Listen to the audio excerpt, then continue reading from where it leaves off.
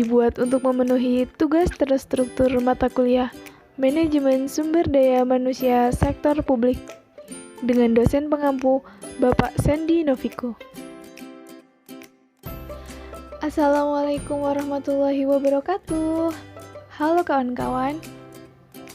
Pada kesempatan ini, kami dari kelompok 5 akan menjelaskan mengenai pengembangan, pelatihan, serta pembinaan. Sebelum kita masuk dalam materi, perkenalkan anggota kelompok kami.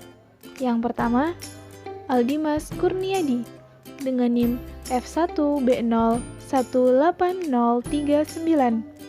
Yang kedua, Itsnaul Umi Mufarohah dengan NIM F1B018041. Yang ketiga ada Windy Rizky Nur Anissa dengan NIM F1B018042. Dan yang keempat ada Siva Nahara Ulya dengan NIM F1B018047. Pada mata kuliah Manajemen Sumber Daya Manusia, kali ini kita akan menjelaskan mengenai apa itu pengembangan, pelatihan, dan pembinaan.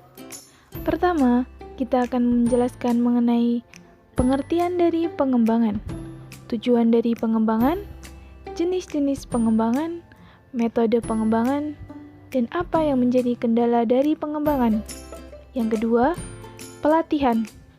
Apa itu pelatihan? Apa tujuan dari pelatihan? Bagaimana manfaat dari pelatihan dan dampak apa yang didapatkan dari adanya pelatihan?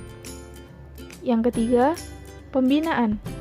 Apa itu pembinaan dan apa tujuan dari diadakannya sebuah pembinaan? Pengembangan. Pengertian pengembangan. Pengembangan adalah suatu usaha untuk meningkatkan kemampuan teknis, teoritis, konseptual, dan moral karyawan sesuai dengan kebutuhan pekerjaan atau jabatan melalui latihan dan pendidikan. Tujuan dari adanya pengembangan diantaranya produktivitas kerja, efisiensi, mengurangi kerusakan, meminimalisir kecelakaan, meningkatkan pelayanan, meningkatkan moral, karir meningkat, kepemimpinan lebih baik, dan upah meningkat. Dalam sebuah pengembangan terdapat jenis-jenis pengembangan.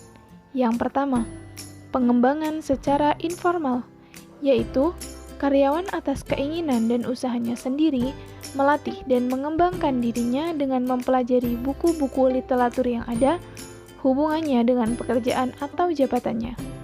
Yang kedua, pengembangan secara formal, yaitu karyawan ditugaskan perusahaan untuk mengikuti pendidikan atau latihan, baik yang dilakukan perusahaan maupun yang dilaksanakan oleh lembaga-lembaga pendidikan atau pelatihan. Kemudian metode-metode pengembangan. A. Metode latihan atau training yang dibagi menjadi 1. On the job 2. Festival 3. Demonstration and example 4. Simulation 5. Apprenticeship 6. Classroom method. B. Metode pendidikan atau education method. Yang pertama, training method. Kedua, understudy. Yang ketiga, job rotation and plan progression. 4.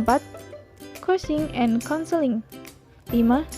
Junior board of executive or multiple management. 6. Commit assignment. 7. Business games. Dan yang terakhir ada sensitivity training. Kendala-kendala pengembangan. Yang pertama datang dari peserta. Peserta pengembangan mempunyai latar belakang yang tidak sama atau heterogen, seperti pendidikan dasarnya, pengalaman kerja, dan usianya. Hal ini akan menyulitkan dan menghambat kelancaran pelaksanaan latihan dan pendidikan karena daya tangkap, persepsi, dan daya nalar mereka terhadap pelajaran yang diberikan berbeda-beda.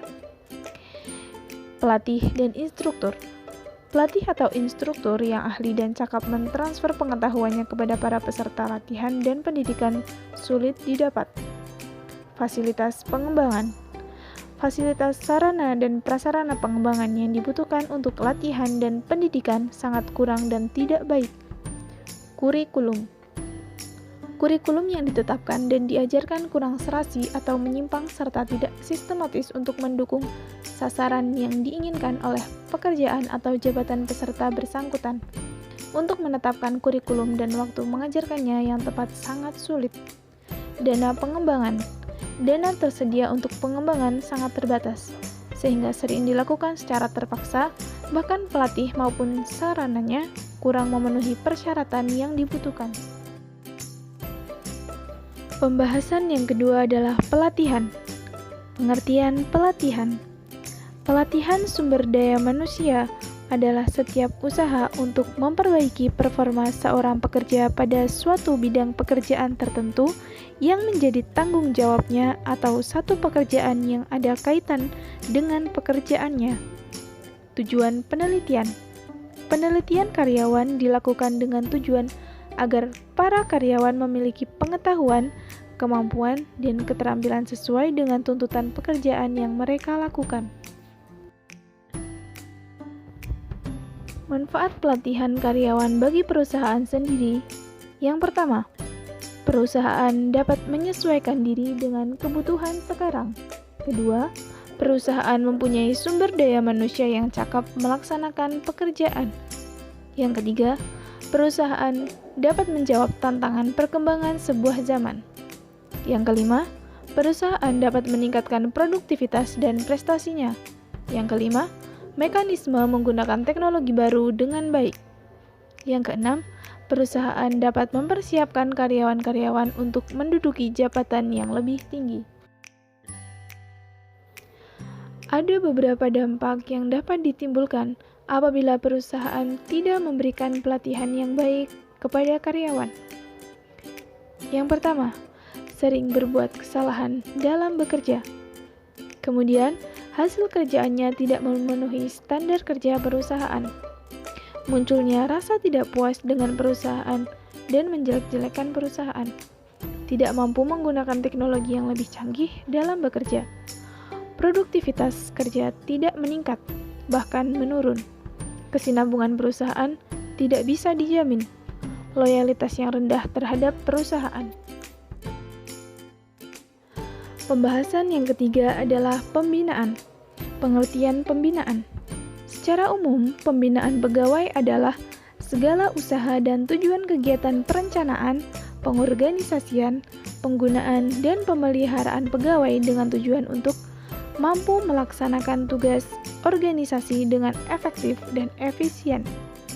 Menurut Miftah Toha, pembinaan adalah suatu proses, hasil, atau pertanyaan menjadi lebih baik. Dalam hal ini mewujudkan adanya perubahan, kemajuan, peningkatan, pertumbuhan, evaluasi, atau berbagai kemungkinan atas sesuatu.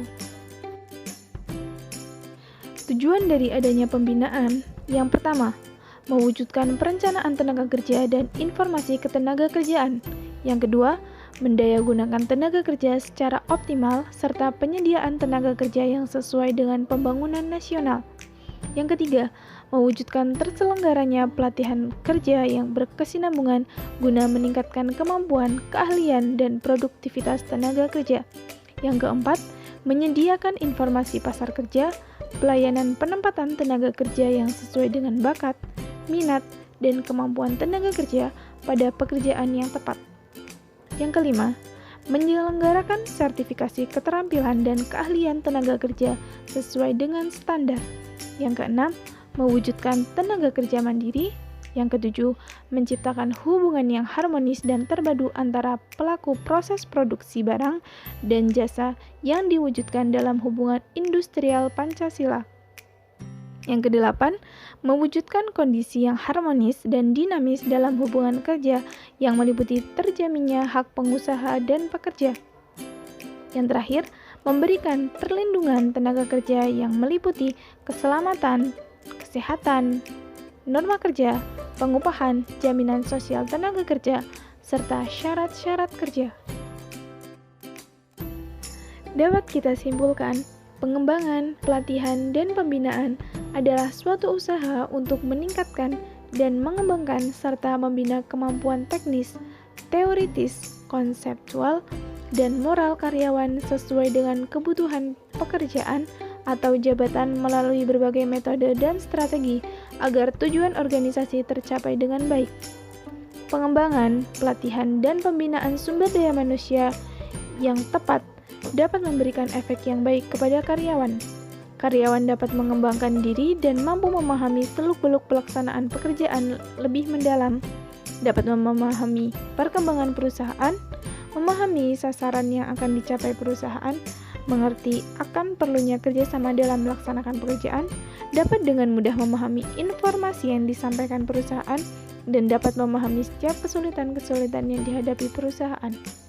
Selain itu, pegawai juga mampu melakukan hubungan-hubungan dengan lingkungan, mampu memahami kebijaksanaan dan peraturan yang berlaku dalam perusahaan, mampu memahami sistem dan prosedur yang digunakan dalam pelaksanaan tugas perusahaan, mampu memahami dan menerapkan perilaku yang mendukung dan dituntut perusahaan. Ketiga hal ini sangat penting untuk dilakukan oleh pegawai dalam sebuah organisasi, mengingat tidak adanya organisasi atau perusahaan yang berhasil jika sumber daya manusianya tidak melakukan ketiga hal tersebut dengan baik. Sekian pembahasan mengenai pengembangan, pelatihan, dan pembinaan yang dapat kami sampaikan. Terima kasih. Wassalamualaikum warahmatullahi wabarakatuh.